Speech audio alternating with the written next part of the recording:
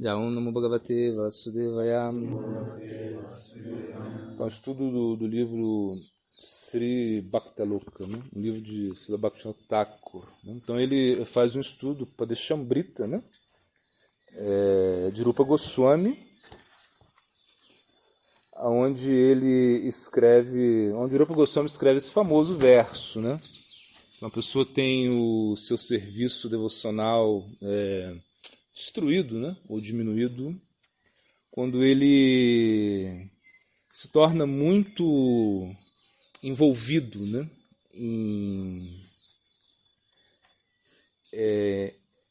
em seguir as 6 atividades, né? Primeiro é a Tyahara, que é comer mais do que necessário, coletar mais fundos do que se precisa. A segunda é Prayasa, que é se esforçar demasiadamente para coisas mundanas, né, que são muito difíceis de ser obtidas. A terceira seria Prajalpa, né, que seria falar tópicos, né, desnecessariamente a respeito de assuntos mundanos. Né. Quarto, Nyamagraha, que é a prática de regras escriturais e regulações, né, apenas buscando segui-las, né, ou não segui-las para o avanço espiritual, ou rejeitar essas regras e regulações das escrituras e trabalhar de uma maneira independente ou de uma maneira caprichosa, né? O que ele fala é isso, né? Bom, o quinto seria a Jnana Sangha, que é associar com pessoas de mentalidade mundana, as quais não estão interessadas, né, na consciência de Krishna. E a sexta, Lolyan, é estar muito cobiçoso para alcançar coisas mundanas. Então ele continua aqui. Então, para aqueles que querem, né, se ocupar em serviço devocional puro, é especialmente necessário seguir as instruções desse verso. Né? E aqueles que negligenciam, né, em seguir essas instruções, né, eles alcançar a devoção ao Senhor Hari é algo muito raro. Então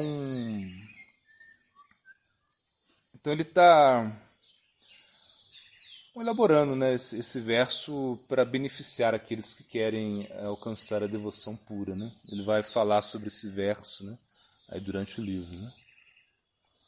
Então, tá. Então muitas pessoas pensam que a palavra Tyahara se refere apenas ao esforço, né? Ou seja, a se esforçar para arrecadar. Né? Perdão, errei aqui. Muitas pessoas pensam, né, que a palavra Tyahara se refere apenas a comer excessivamente. Né? Mas não é assim. Isso é explicado no primeiro verso do Padeshambrita, né, que vai estar esse verso famoso. Né? Bhatyavega Manasaha Kurodavega, enfim. Então o verso né, a pessoa sóbria, a qual pode tolerar a urgência, né, da fala, as demandas, né, da mente, as ações da ira, as urgências da língua, estômago e genitais, ela é qualificada para fazer discípulos em todo o mundo. Então tá. Então, em relação à urgência da língua, né, é o desejo para provar alimentos, né, saborosos, né?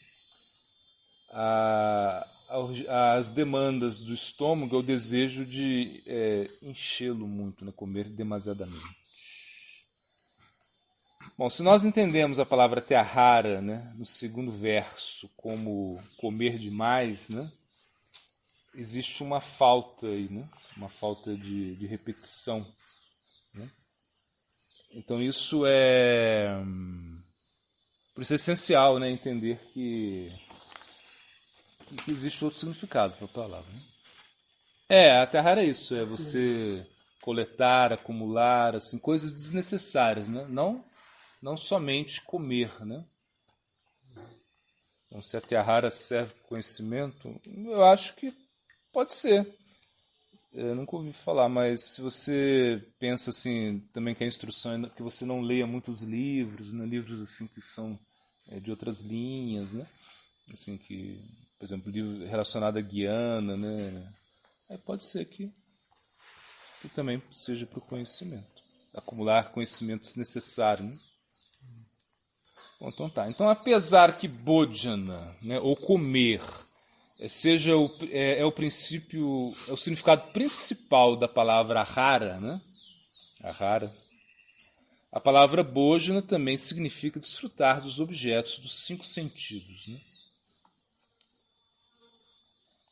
Através dos olhos, né, dos ouvidos, cheirar pelo nariz, provar pela língua, né? Sentir o calor ou o frio, coisas suaves e duras pelo toque, né? E assim vai. Isso. Então, ele diz que esse tipo de desfrute, né, desfrute material, ele é compulsório, né, para a entidade viva corporificada. Né? Você não pode escapar disso. Né? Tem que... Veja bem, eu tô vendo as coisas, então eu tô vendo que eu gosto do verde, né, da natureza, acho lindo, um pôr do sol, cachoeira, eu gosto de comer comidas, né, saborosas. É uma coisa que é compulsória, você não tem como escolha, né, não desfrutar disso. Não tem? Se você está corporificado, você tem que desfrutar, não tem jeito. Então, tão logo a entidade viva ela abandone, ou seja, enquanto ela não abandonar o corpo, ela obrigatoriamente ela tem que desfrutar, né, dos objetos sentidos. Né? Então, né, abandonar o desfrute sensorial é apenas um fingimento da imaginação. Né? Não se pode nunca ser aplicado na prática. E Sri Krishna instrui Arjuna no Bhagavad Gita. Né? Aí o verso 3.5.6, né? No qual ele fala, né? Todo mundo é forçado a atuar, né?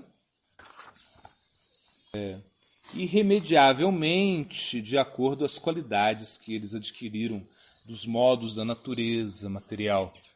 Sendo assim, uma pessoa não pode refrear, parar de fazer as coisas. Ela não pode deixar de fazer nada. Ela sempre tem que fazer alguma coisa. Né? Nem por um momento. Uma pessoa pode restringir os sentidos da ação, mas a mente ela reside, né?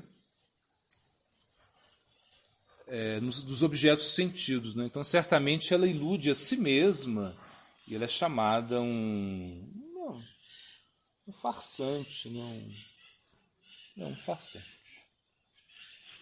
Tem um significado da palavra Atyahara aqui que ele diz: Atyahara é a combinação de ati, ou muito, e ahara, que é comer ou coletar. Né? Aí deu assim, o significado mais literal. Sim.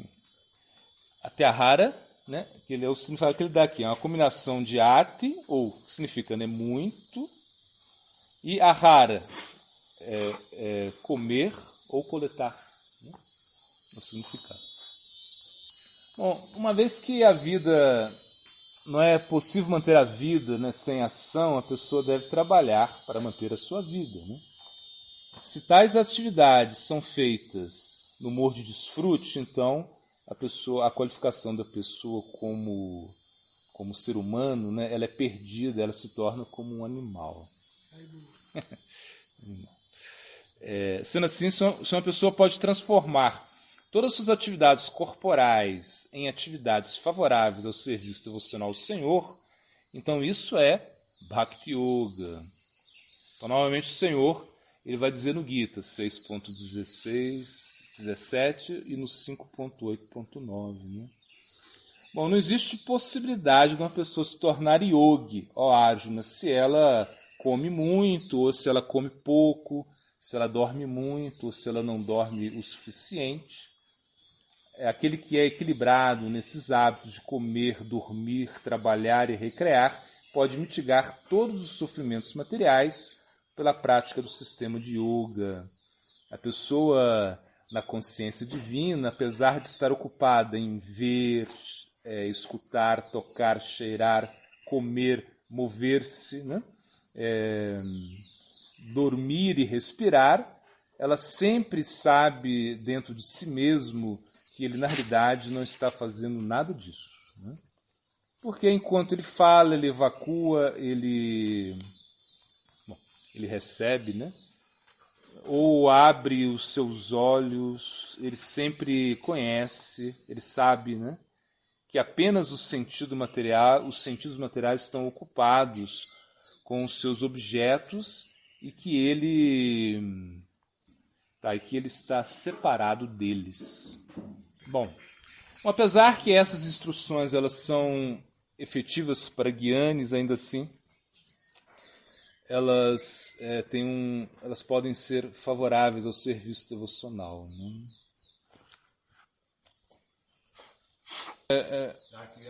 Porque, por exemplo, você pode pensar, né? Tudo isso está mais direcionado aos Gyanis, né? Então, eu posso comer o que eu quero, eu posso dormir quanto eu quero, porque o Bhakti é superior, né, a tudo, né?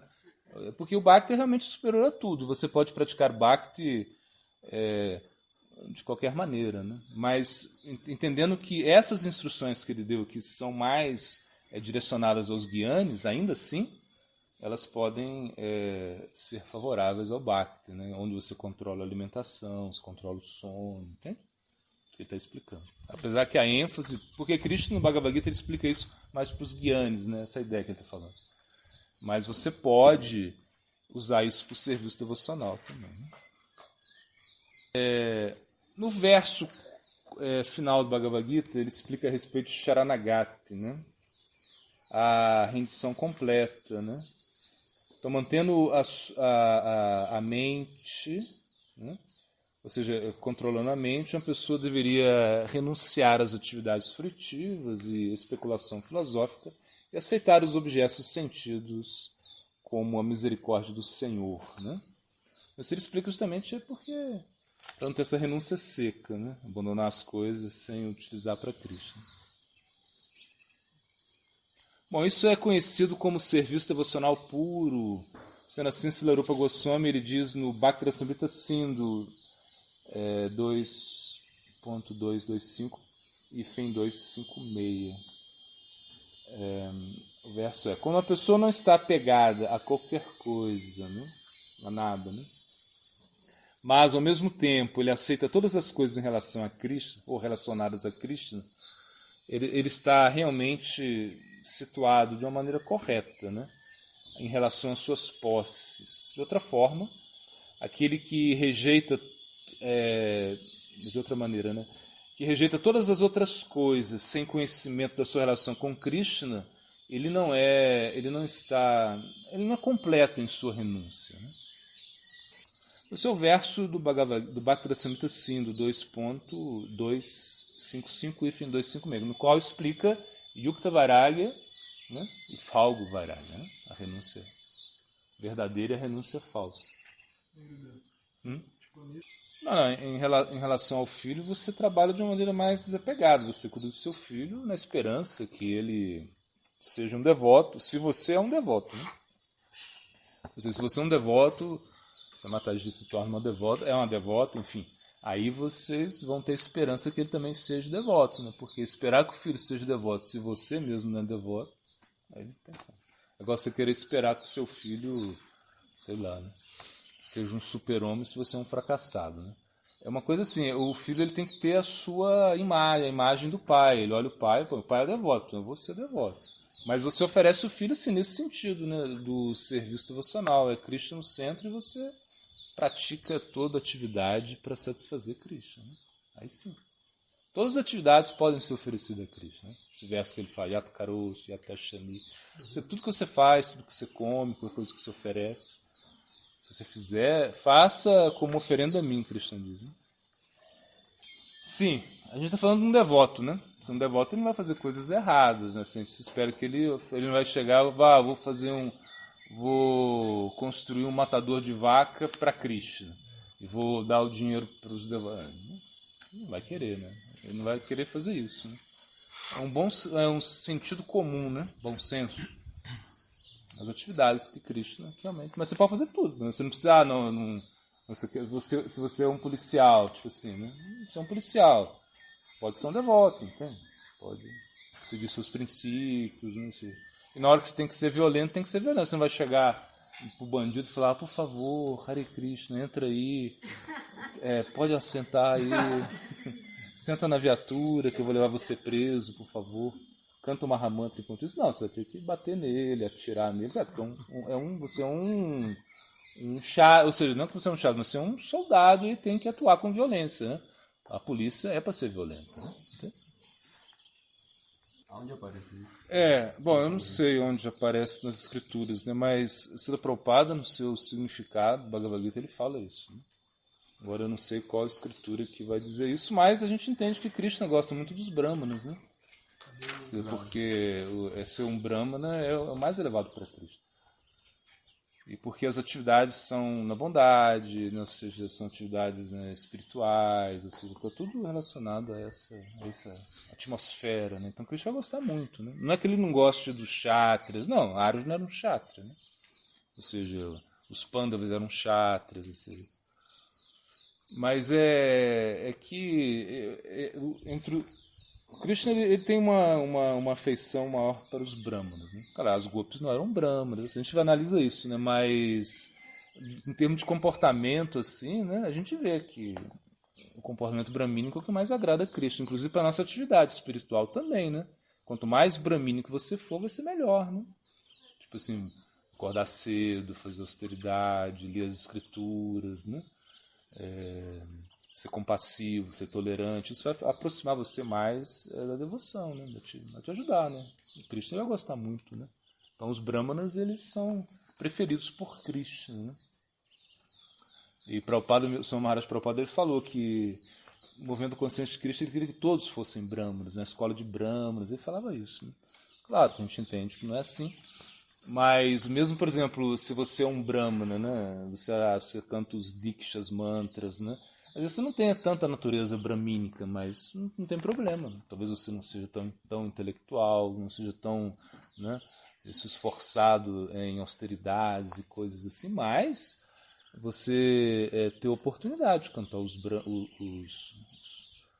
mantras, né, de realizar alguma atividade mais bramínica. Então a ideia é essa, né, a gente se aproximar disso. Agora, qual a escritura que fala? Não sei, mas assim, muitas escrituras falam, né, que Krishna, eu já vi isso várias vezes, né, que ele gosta muito dos brahmanas, né? Inclusive nesse caso, né, quando o Prabhupada ele faz essa palestra, né, porque Bhaktivinoda Thakur não podia ir, Prabhupada foi. Primeiro ele vai glorificar todos os brahmanas, e os brahmanas ficaram muito felizes, assim, muito felizes. Né? Depois ele vem e aí ele vai mostrar como o Vaishnava é superior ao Brahma. Né? Então, o Vaishnava sempre vai ser superior aos brahmanas, né? Porque ele canta o nome de Krishna. Então Krishna ele gosta, agora nesse sentido, Krishna vai gostar muito mais até de um comedor de cachorro, né? Que se rendeu, né? Que canta o santo nome, do que uma pessoa que nasceu na família brahmini que não faz nada, não adora Krishna, não canta o nome dele. Né? Bom, então o significado, né, desses dois versos aí repetido no Padeshambrita, né? Como uma instrução para rejeitar a Tyahara. O significado é que a pessoa que aceita, né, os objetos sentidos no espírito de desfrute, isso é a Tyahara. Né? Mas se os objetos sentidos são aceitos como a misericórdia do Senhor e apenas como e apenas assim como aceitando, né, aceitos, né, como a misericórdia do Senhor, né, ou seja, como me confundi aqui, repetindo. Mas se os objetos sentidos são aceitos como a misericórdia do Senhor e apenas a quantidade requerida para o serviço que seja favorável ao serviço devocional, então isso não é a Tyahara. Se os objetos sentidos são honestamente aceitos como a misericórdia do Senhor, então Yukta Vairagya é facilmente obtida. Né? Srimad Mahaprabhu, a ordem de Mahaprabhu é aceitar os objetos dos sentidos, né? Sem apego, e cantar o santo nome de Krishna, né? Não se esforçar para alimentos muito saborosos e roupas assim muito finas, né? Roupas chiques, né? Aceitar a Bhagavat Prashada, santificada, né? Isso que seja facilmente obtível, né? Obtido, né? Bom, isso é o estilo de vida do devoto, né? E qualquer coisa que ele adquire, ele só vai utilizar dessa maneira, né? Bom, aceitar mais ou menos, né, não produz resultados auspiciosos, né? Se o praticante aceita ou acumula mais do que o necessário, né, sua vida espiritual será perdida devido a ele ser controlado pelas velocidades materiais. Se uma pessoa não faz, se alguém, né, não apropriadamente, se não acumula apropriadamente, então o corpo, o qual é o meio de adoração, não será protegido, ou seja, ele tem que realmente ter algo, né, o mínimo necessário para a prática, né? Bom, o significado da instrução é tolerar as demandas, né, da língua e do estômago mencionados no primeiro verso, né?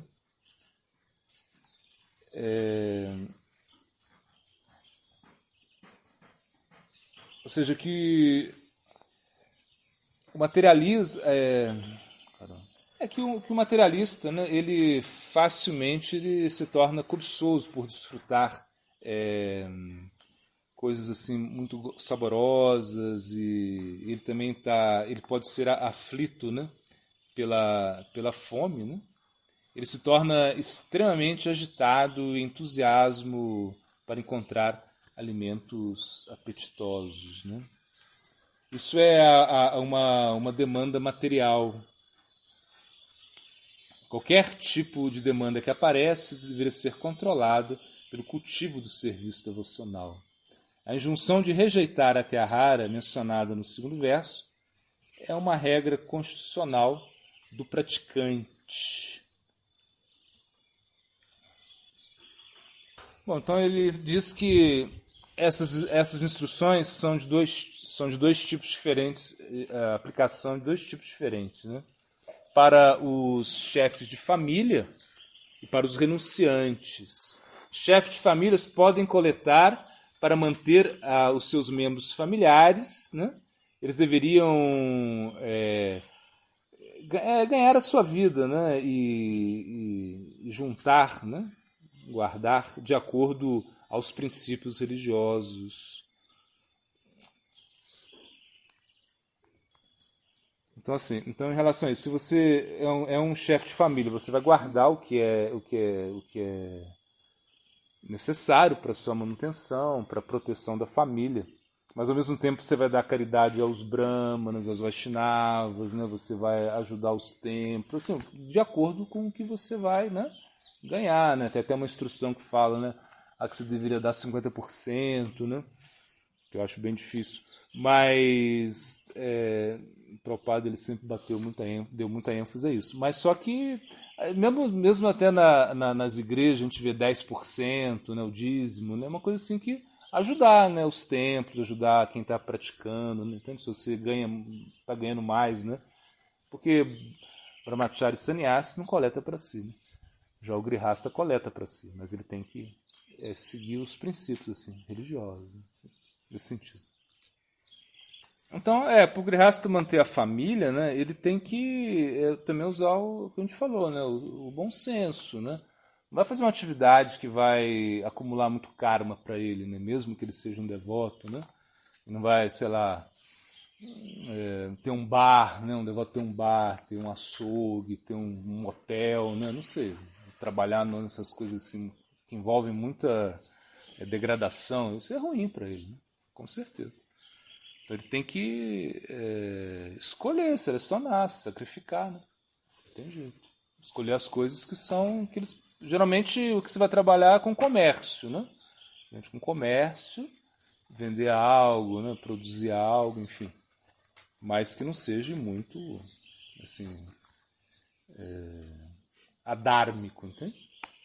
Não pode ser adármico demais, né? Senão você vai perder o serviço devocional. Tá. Então, em relação ao que ele guardou, né?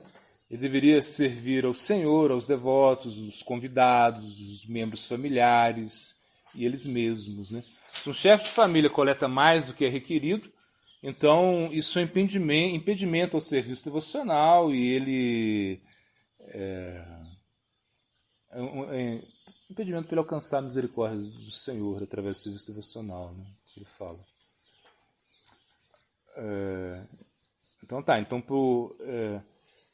ok, já repetiu o que a gente pulou. O renunciante não coletará nada. Né? Ou seja, ele não vai coletar nada, assim, não vai juntar nada nessa ideia. Né? Se ele não está satisfeito pela esmola que ele obtém todo dia, né? Então ele será culpado, né, de até a rara. Depois de obter alimentos assim, muito saborosos, se ele come mais do que ele necessita, então ele é o culpado também de até a rara. Né? Sendo assim, os chefes de família, os renunciantes, deveriam considerar esses fatos com cuidado e abandonar a terra rara quando eles se ocupam em serviço devocional para alcançar a misericórdia de Cristo. Né? Você não é assim, se o renunciante, ele pode até comer alimentos saborosos, entende? Porque ele recebe facilmente. Agora ele vai ficar coletando para comer coisa gostosa, aí ele vai deixar de ser renunciante. Não pode fazer esforços para Não pode fazer esforço. Às vezes chega uma prachada, ele come, tudo bem, mas ele não vai ficar, né? Louco, né? Eu tenho que comer todo dia. Não. Se chegar, ele come. Se não chegar, de boa. Bom, então vai aí, praiaça, né?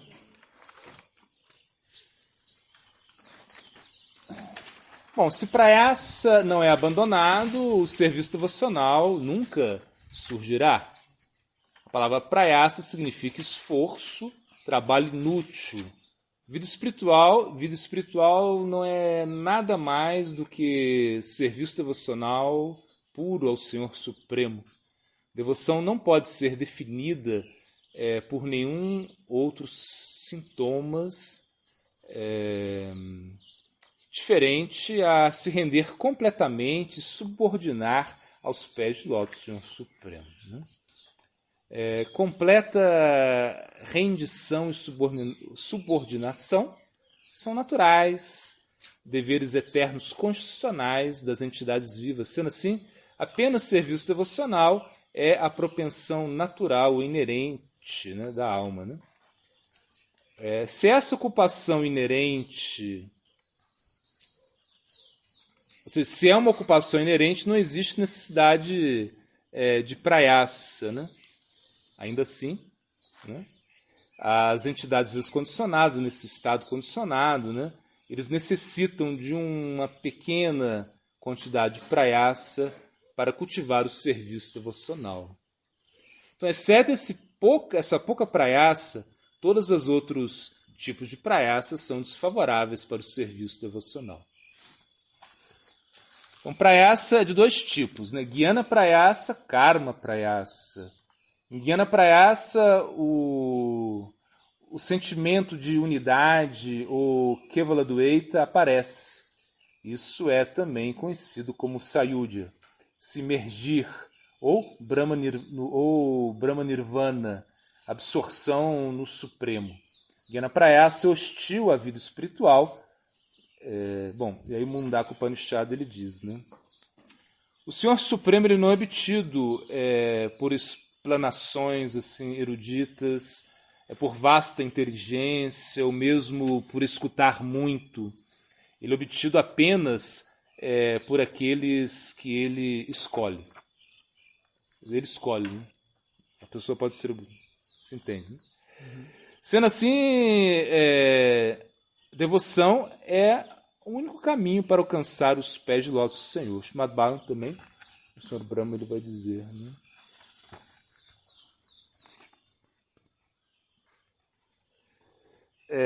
Ele diz, ó meu Senhor Krishna, o devoto que abandona, né, entre parênteses, Gyana Prayasa, o caminho da especulação filosófica empírica, né, e emerge na existência do Senhor Supremo e se ocupa ele mesmo em escutar suas glórias e atividades, né, de um mestre espiritual, de um sábio, né, fidedigno, né? Ele o qual vive, né, de uma maneira honesta na ocupação, na sua ocupação, né, social, né, pode conquistar a sua simpatia e misericórdia, apesar que você a dita, ou o inconquistável, né? Aí também o Sr. Brahma ele continuando, né? Meu querido Senhor, serviço devocional a você é o único caminho auspicioso. Se uma pessoa abandona isso simplesmente por um conhecimento especulativo ou por um entendimento que essas entidades vivas são almas espirituais e que o mundo material é falso, ele se submerge, ele se submete, né? Submete-se a grande problema. Ele apenas obtém problema e atividades inauspiciosas. Seus esforços são como bater, né, a casca de arroz vazio, né? Ou seja, não tem arroz, né? Casca vazia de arroz. Um trabalho sem fruto nenhum, né? Bom, a filosofia do monismo não é originária da verdade absoluta, né? É apenas é algo bem demoníaco, né?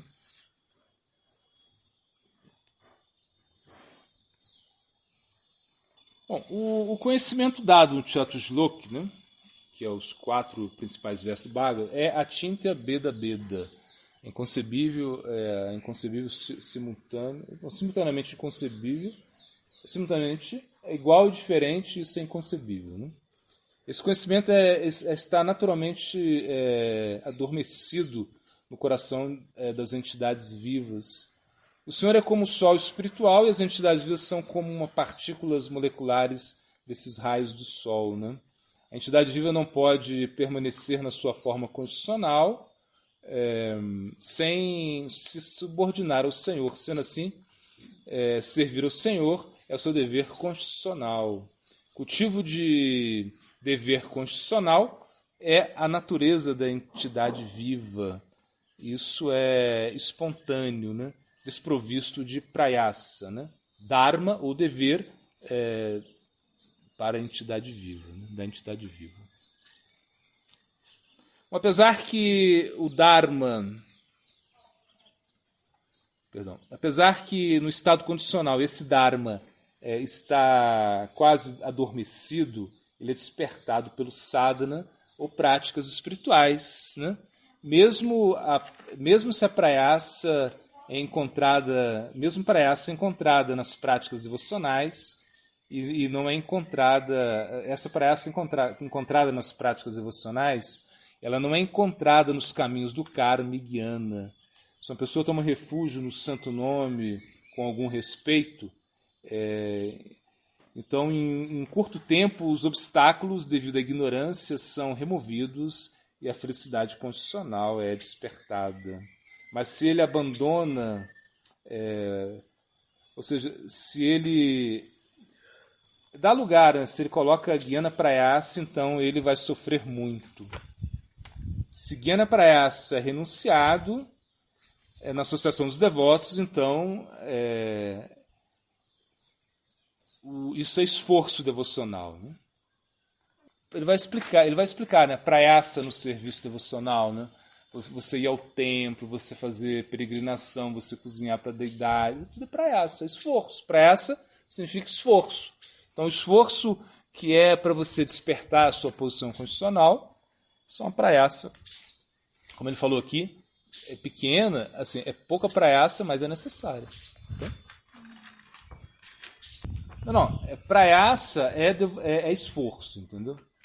Qualquer praiaça é esforço. Se você já atingiu a devoção pura, você não precisa fazer mais nada, né? Assim, tipo assim, né? Mas você faz ainda assim, né? Você canta, você, né? O devoto puro, mas ele prega, né? É praiaça também, de certa maneira, mas é relacionado ao serviço devocional, sem problema. Sim, Guiana Prayasa é o esforço, assim, Guiana Prayasa é o esforço para obter conhecimento, então está relacionado a Krishna. Aqui, no caso, ele trata principalmente dos guianes, né, que estudam o Brahman pessoal, enfim, todo esse aspecto. Mas também, por exemplo, se uma pessoa tem uma praiaça assim, tremenda, né? Imagina um filósofo, um professor, tipo assim, uma pessoa que tem muito conhecimento, isso é Guiana Prayasa, né? Porque isso é um esforço inútil, né? A não ser que ele seja um professor devoto e ele use o dinheiro que ele coletou para manter sua família. Aí já não é Guiana Prayasa. Entende? Bom, agora é no capítulo do Bhagavad Gita, né? 12, Krishna vai explicar a diferença entre os adoradores das suas características impessoais e das suas características pessoais, né? Então ele diz, aquele que está fixo, que fixa sua mente na minha forma pessoal, que está sempre se ocupado em me adorar com grande fé, ele é considerado por mim como o mais perfeito, né? Mas aqueles que adoram o manifesto, que é aquilo, né, que não sofre mudança, que é imóvel, que está além da percepção dos sentidos, que penetra tudo, enfim, esse Brahman pessoal, por controlar, né, os seus vários sentidos, ser equânime, né, com todo mundo, com todas as coisas, ocupado do benefício de todo mundo, para todos, né?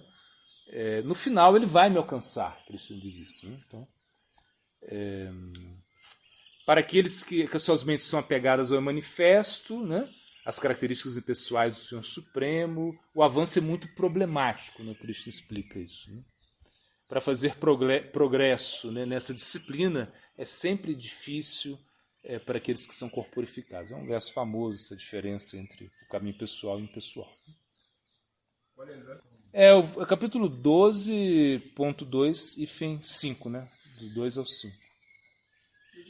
Do Gita. Então o chamado Bhagavata, né? Ele vai falar, né, que as atividades ocupacionais que um homem pratica, né, de acordo com sua própria posição, não são mais do que um esforço inútil ou praiaça se essas atividades não provocam atração para a mensagem da Suprema Personalidade de Deus. Esse foi o verso, um verso famoso. Bom, sendo assim, karma prayasa é contrário aos princípios do serviço devocional, da mesma forma que Guiana Prayasa, né? Bom, a conclusão é que Karma Prayasa e Guiana Prayasa são prejudiciais, né?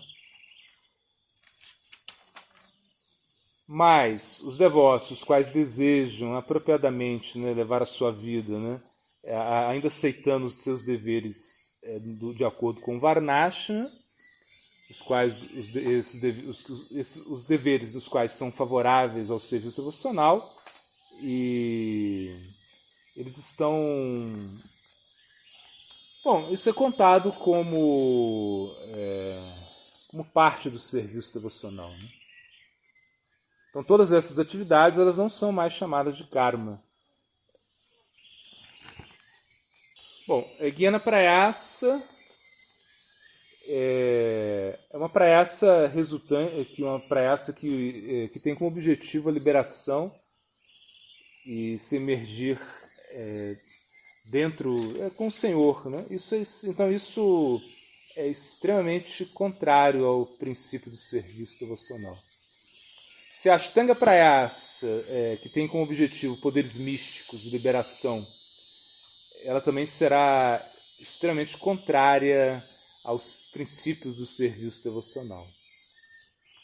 As regras para a prática do serviço devocional e o conhecimento da relação das entidades vivas, né, de unidade e diferença, são mais naturais e, sendo assim, elas são desprovidas de prayasa. Esse tipo de atividade, conhecimento, é apenas aceito como os meios, né? Se eles aceitam o objetivo, né? Se eles aceitam o objetivo, então eles se tornam uma fonte ou falta, né? Se você acha que se fundir no Brahman, né? Esse é o seu objetivo, né? Conseguir poderes místicos ou melhorar muito seu karma, isso se torna prayasa, né? Tem que ser só os meios, né?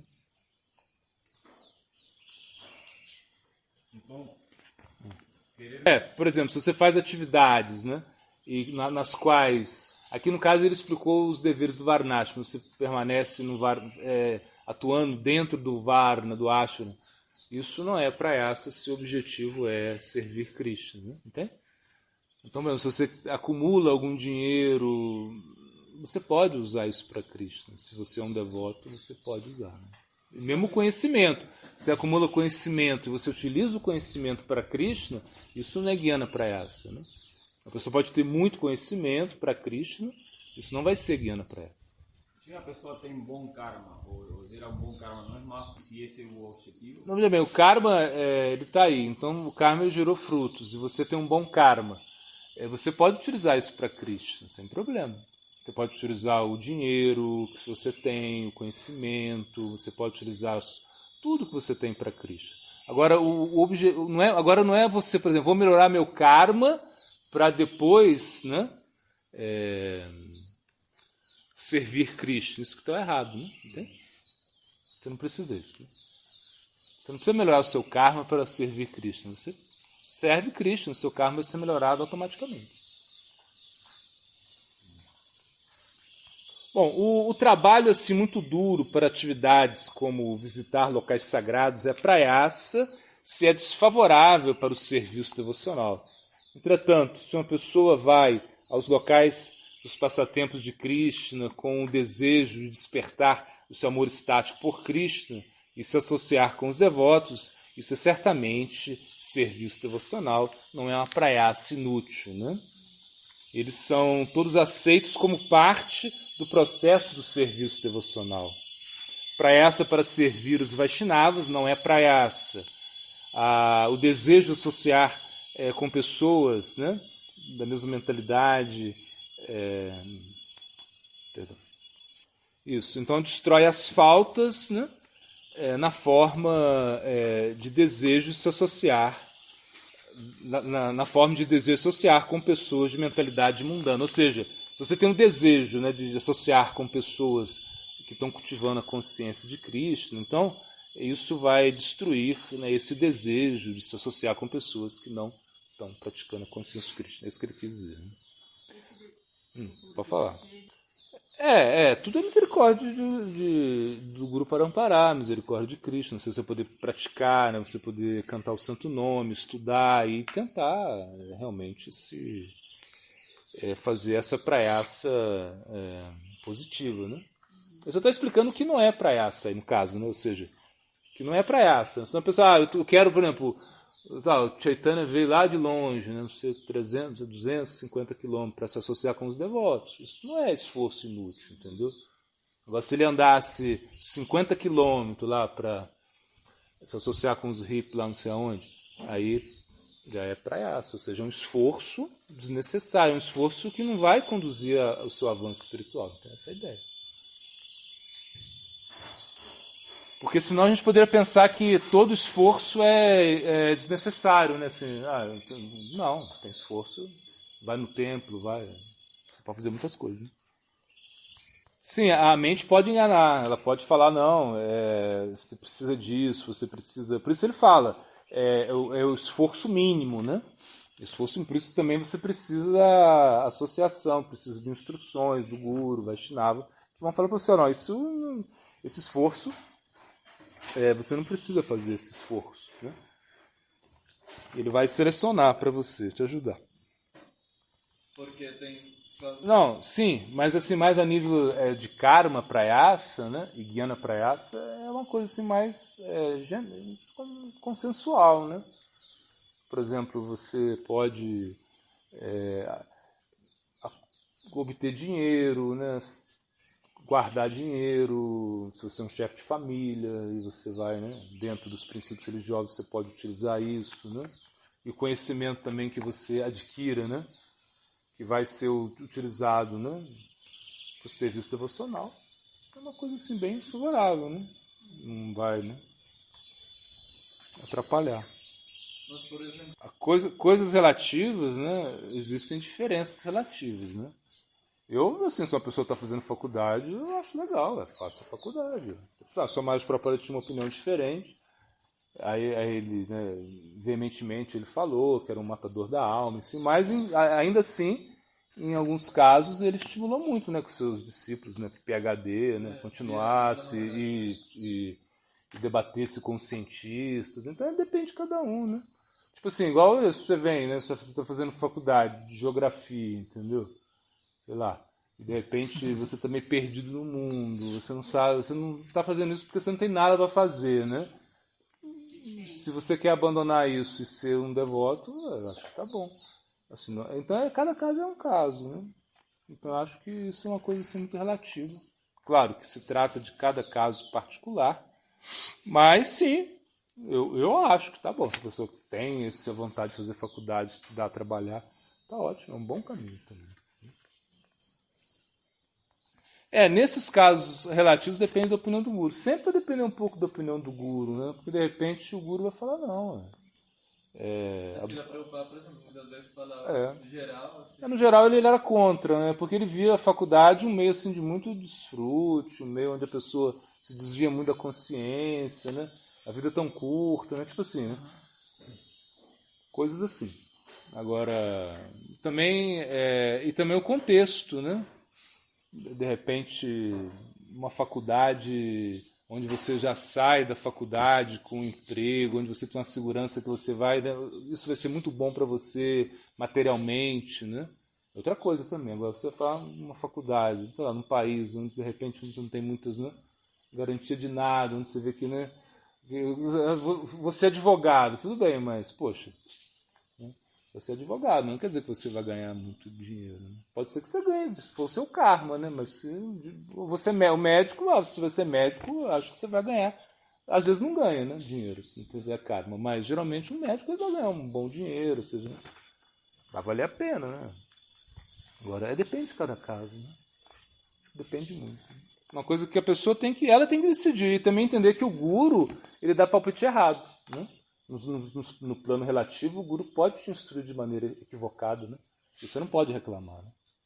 Ao contrário, tem que estar disposto a isso. Não é isso, mas assim, você, se o guru falar, não, abandona a faculdade, depois sua vida deu tudo errado, entendeu?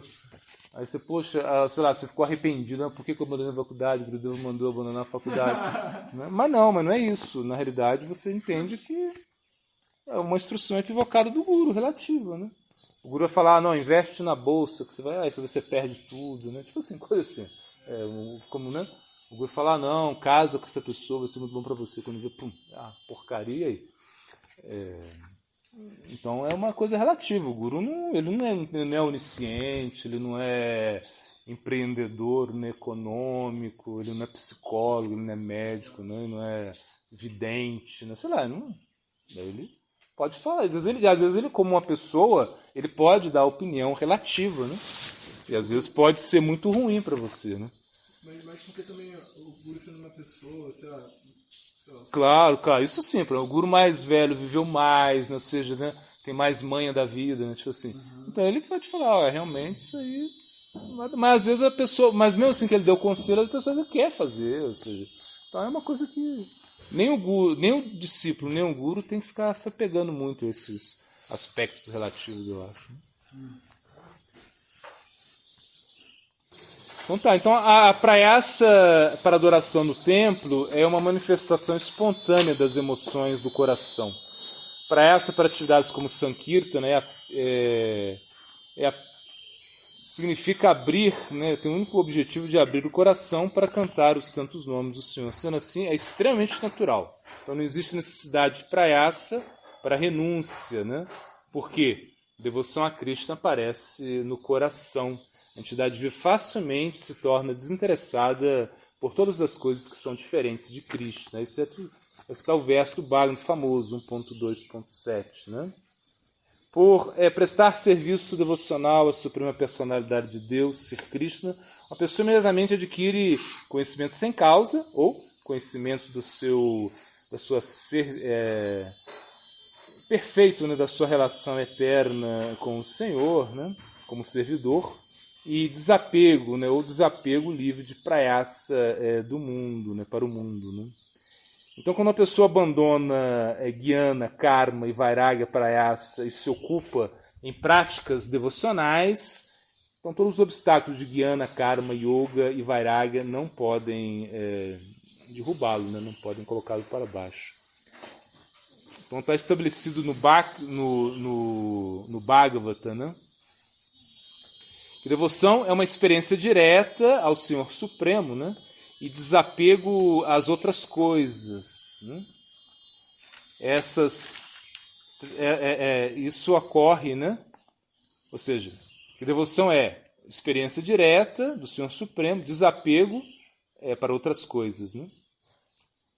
Isso ocorre simultaneamente, né? Para aquele que tomou refúgio na Suprema Personalidade de Deus. Né? O que seria a experiência direta? Você poderia, né, ter uma experiência direta de Krishna. Não é que Krishna vai aparecer para você, isso pode acontecer. Ele pode te dar o darshan, assim. Mas, por exemplo, quando você vai no Mangalarti, quando você canta o Santo Nome, quando você serve Tulasi, quando você lê o Bhagavata, você está tendo uma experiência do Senhor. Devoção? O que é a definição do Bhakti, do Bhakti Rasamrita Sindhu, que a gente estudou? Qual é? Serviço de uma forma favorável. É servir de forma favorável, né? Ou seja, Anablashita Shumyam. Ou seja, é mais ou menos isso. Se você serve Cristo de uma maneira favorável, né, sem outros desejos, isso é devoção. Né? Bom, quando um devoto humilde, sem duplicidade, canta e relembra os nomes de Krishna, então a real inteligência facilmente desperta dessa forma. Né? Eu sou uma partícula espiritual, um servo de Krishna. Krishna é o meu Senhor eterno. Eu me rendo aos pés de lótus de Krishna, na sua... Se render, né, aos pés do lótus de Krishna é a minha natureza eterna. Esse mundo é como um hotel, né? E por estar apegado, né, às coisas desse mundo, uma pessoa não obtém a felicidade eterna. Né? Bom, Gyana Prayasa, Karma Prayasa, Yoga Prayasa e Mukti Prayasa, assim também como esforços, né, necessários para desfrute material,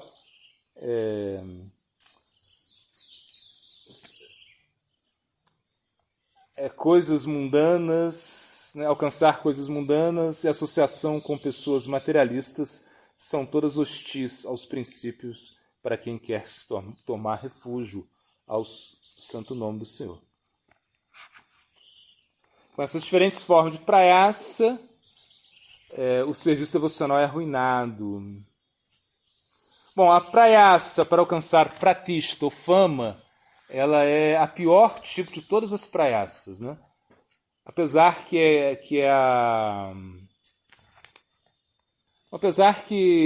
seja lowest, lowest, a mais baixa, né? Lowest.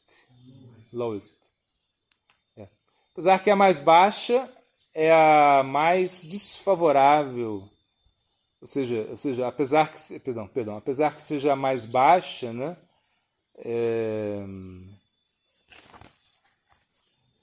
é inevitável, né, para muitos, né? Apesar de ela ser a mais baixa, né, pior, né, é inevitável para muitos, né? E aqueles que todo aquele que deveria tudo isso deveria ser abandonado pelo processo de serviço devocional. Então, sendo assim, Sanatana Goswami no Haribat Vilas ele explica, né? Mesmo se uma pessoa ainda que uma pessoa abandone todos os desejos materiais, o desejo por fama é muito difícil de ser abandonado. O desejo por fama, o qual é comparado a excremento, é a causa raiz de todos os anartas. Sendo assim, uma pessoa deveria cuidadosamente evitar tocar, assim como uma pessoa cuidadosamente ela evita tocar no excremento, ela tem que evitar também tocar no desejo de fama, né? Desejo e fama, né? Essa instrução é extremamente séria, o devoto deveria seguir isso exclusivamente, o seu dever, ele deveria seguir isso, né, de uma forma exclusiva, né, com uma atenção especial, né, um cuidado especial. Bom, a prática do serviço devocional. Bom, praticar serviço devocional deveria ser a ocupação natural, né, da entidade viva, né? Ele deveria cantar ou relembrar os santos nomes com conhecimento da sua relação com o Senhor. Esse processo de adorar sem praiaça, novamente, tem dois tipos de aplicações, para o chefe de famílias e para os renunciantes, né? Então, realizar o Varnashma favorável para o serviço devocional, ao fazer isso, né, o chefe de família deveria levar a sua vida se ocupando em serviço devocional livre de praiaça. Eles deveriam ganhar e juntar, né, apenas o suficiente para manter os seus membros familiares. Eles deveriam sempre relembrar que adorar o Senhor Hari é o propósito da vida, então eles nunca deveriam cair na ilusão da felicidade, nessa ilusão de felicidade, cair em ilusão, né? Na felicidade e infelicidade, a boa fortuna ou na má fortuna, caminhando ou dormindo, em todas as condições, adorar Hari será rapidamente, se uma pessoa adora Hari, ele alcança a perfeição. E o renunciante não deveria juntar nada, ele deveria manter o seu corpo por mendigar diariamente e se ocupar em serviço devocional. Eles não deveriam se ocupar em empreendimentos, né? Por entrar, porque se eles se ocupam em empreendimentos, será uma falta, né? Então, a humildade e simplicidade, né, ela será muito benéfica assim, para entender Krishna por sua misericórdia. Bom, a gente vive numa comunidade, correto? Então a gente tem os objetivos comuns e os objetivos específicos, né? Os objetivos comuns é manter a comunidade, que a comunidade possa prosperar, que a gente possa receber as pessoas, seja um local aberto para que as pessoas possam vir, né? Ou seja, viver aqui, todo esse esforço foi para isso, né? Mas o objetivo, talvez, de um grihasta, ele é específico, né? Ele tem que manter a família dele, em primeira mão, né? O objetivo dele é manter a família, que tenha, né, as necessidades básicas, né, da família, tem que ser mantido. E o objetivo secundário dele seria como a comunidade, né? Ou seja, na realidade é mais ou menos isso. Ele pode se entregar à comunidade na medida que o seu mundo relativo de grihasta funcione, porque se não funcionar, vai ser um inferno, né? Agora, já os brahmacharis, sannyasis, que aqui estão, eles não têm nenhuma impedimento assim, além, ou seja, eles não precisam se preocupar com nada, eles têm 100% para Cristo. Então os objetivos deles são diferentes, né? Uma pessoa com a mentalidade grihasta, ela poderia pensar assim, eu vou fazer crescer a comunidade ganha Lakshmi, vou dar mais Lakshmi para a comunidade, coisas assim. Isso pode acontecer também. E um sannyasi, o grihasta, ele pode pensar um pouco nisso também, só que ele é mais desapegado, né? Se deu certo, deu. Se não deu, não deu. Ou seja, porque para eles não tem tanta diferença. Uma coisa é você ter uma criança, né, para cuidar, né? Ter uma família para manter. E outra coisa é você por você mesmo, ou seja, mesmo que você se sacrifique para a comunidade, se tudo é errado, a gente come Oropronobius, né? Toma água, com farelinho, sei lá, uma coisa assim, né? Podemos até comer ovo de galinha, sei lá, mas no sentido que, sei lá, acabou tudo, o que a gente vai fazer, né? Não é nada, entendeu? Porque é um sannyasi, é um grihasta, né? Tipo assim, o que você vai fazer, né? Eu digo assim, você não tem que se preocupar muito, né? Agora, já um grihasta, ele tem outras preocupações, né? Um grihasta significa enredamento material, né? Sim, o pouco, mas tem que ter, né? Se você não tiver isso, você não vai ser grihasta, né? Tem que ter um enredamento material, tem que ter preocupações, o que você precisa comprar, o que você precisa gastar, o que você precisa manter, não é isso? O que você precisa juntar, né? É sempre assim. A criança está aí, né? Como é? Tem que ter dinheiro para o médico, e se ela se engasgar aqui, como é que eu vou levar ela para o doutor, sei lá, né? Na chuva, no barro, você tem que pensar, de repente você nem vai querer morar aqui, né? Ah, não, muito longe, perigoso, não quero. Isso assim. Você quer morar lá, na cidade, que não tem nenhum perigo, né? Mas é isso, ou seja, é uma coisa que não... É isso, mas é uma coisa, eles vão sempre, né, trabalhar nesse sentido, né? Entende? Então el grihasta no se tiene que enredar muy materialmente con querer hacer prosperar a comunidad y si ainda primero tiene que pensar en él. O grihasta, primeiramente, ele pensa nele, né? A se manter. E depois ele pensa no templo, né? Assim, aí falar, dá 50% pro templo, né? Essa instrução. Mas ninguém vai fazer isso, né? Tem como. Mas, pelo menos, colabora com o templo, de alguma maneira, né? Esse é o dever do grihasta também, né? Ele trabalha, né? O sannyasi e o brahmachari, eles não trabalham assim. Apesar que eles trabalham muito, né? E eles, aqui nesse nosso caso, assim, praticamente são eles que mantêm, né? Eles mantêm, claro, a gente recebe os voluntários, enfim, é o esforço de todo mundo, mas quando o bicho pega, a gente manda o BOP para a rua, né? Esquadrão BOP para coletar e para morder a orelha dos outros, tirar e pegar arrecadar, entendeu? Porque a gente vive disso, entende? A gente está tudo tranquilo, mas de repente, ó, vamos lá, não tem jeito, mas agora não tem como, então vamos para a guerra. É isso, eles vão, não dizem não, né? Tipo assim, né? E até um grihasta poderia ter essa mentalidade, né? Se não fosse tão, assim, se ele não é tão absorto, né, no seu mundo familiar, né? Ele poderia ter essa atitude de sacrifício. Eu vou para a rua porque eu quero ajudar a manter o tempo precisa essa. Mas geralmente os grihastas, eles se fecham muito no seu mundo, e se entende também, porque eles precisam se proteger, eles precisam, né? Imagina, não é, um brahmachari está sozinho no mundo, assim, tipo assim, né? Um sannyasta está sozinho, né? Então, se amanhã todo mundo vai embora, boa, a gente continua, né? Não tem problema, né? Mas, por exemplo, se amanhã sua mulher vai embora, se seu filho morre aí, você vai a sua vida como está partida, você vai ter que, né, fazer tratamento, vai ter que ir no psicólogo, vai ter que fazer um monte de coisa para se recuperar, entendeu? Porque é o seu filho, é a sua mulher, entendeu? É o seu apego, entendeu? O brahmachari, vocês não têm apego. Fala, gente, é o seguinte, vamos largar Vrindabuna aqui, vamos montar outro templo. Eu chamo os brahmachari e a gente vai. Os brahmachari, bom, pega os brahmachari, vamos montar um templo em outro lugar. Descansei de Vrindabuna. Essas águas não são tão boas. Assim.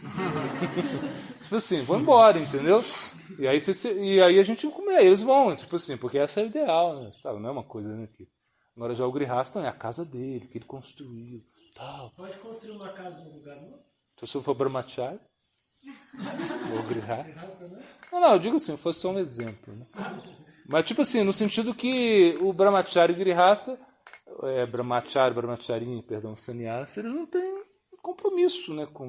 Assim, tem um compromisso, sim, mas nesse caso nosso, por exemplo, a gente poderia viver de uma outra realidade. Por exemplo, os grihastas que trabalham lá fora, que mandam doações, a gente se mantém com isso. Mas isso não existe. Está mais fácil a gente mandar doação para os grihastas que trabalham lá fora. Entendeu? Mas não é. A realidade deveria ser assim, né? Ou seja, normal, né? Seria mais normal isso. Mas não é. Ou seja, não é assim. Não, é difícil, justamente. É difícil. Eu sei, também o nosso país. O nosso país é de outra realidade também. Assim, diferente. Né? Não, você está lá fora, vai lá, vai trabalhar, vai, né? Vai ter a sua vida lá fora, né? Trabalhar, né? Ter o seu emprego, né? Pagar o seu aluguel, né? Ter o seu... Você vai ver, né? Que não é tão fácil. Né? Não fácil. Não fácil. Né? E sim, claro, a gente aceita ajuda como vem, né? Também não é que a gente vai ficar, não, porque qualquer ajuda que tiver a gente recebe, né? Dos Grihadas, como a receber a gente para coletar, pô, ajudaram muita gente, sim, com certeza.